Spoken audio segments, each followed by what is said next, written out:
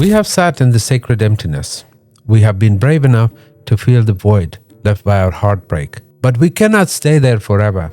Emptiness is the preparation, not the destination. The question that always arises in the quiet is, what now? What do I do with all this pain, this grief, these memories? The common wisdom is to let it go and move on. But what if that's not the whole story? What if the most powerful thing you can do is not to discard your pain, but to transform it? This is the work of the alchemist. Alchemy was the ancient, mystical art of turning a base metal, like lead, into gold. It was about transformation. Spiritual alchemy is the art of turning the lead of your pain into the gold of wisdom. It's the sacred process of turning your scars into sight. This is not about forgetting what happened. It is not about pretending it didn't hurt. It is about changing the meaning of what happened. It's about taking the story of your heartbreak, which your nafs has written as a tragedy, and allowing God to help you rewrite it as the story of your becoming. The ultimate tool for this transformation is what the Quran calls Al-Furqan, the Criterion. It is the divine ability to reframe our reality by separating the truth from the falsehoods of our ego and our pain. Your nafs has a very simple and very painful frame for your story. It says, I lost something, therefore I am diminished. I was rejected, therefore I am unworthy. My future is ruined. This frame, this story, leads only to despair.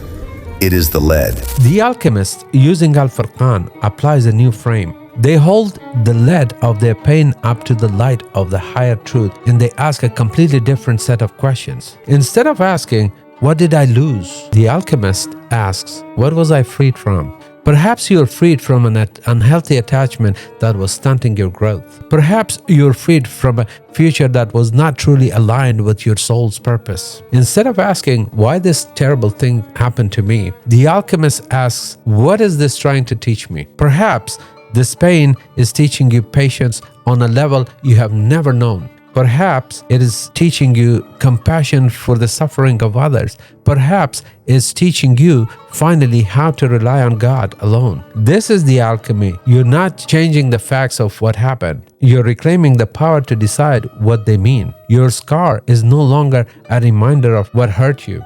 It is a reminder that you healed. The person who broke your heart is no longer your enemy or your idol. They were an instrument, a teacher who knowingly or unknowingly pushed you onto a path of return to God that you would have never found on your own. So your challenge is to become the alchemist of your own story. Take out your journal, write down one painful thought you have about your heartbreak. For example, I will never be happy again. Now, using the frame of Al-Furqan, rewrite it. Challenge it with the truth. This pain is temporary, and Allah is the source of all happiness. This experience is an opportunity for me to find a happiness that cannot be taken away by any person or any circumstances. This is how you turn lead into gold. This alchemy, this ability to find good in your heart of your pain, prepares you for a new kind of love.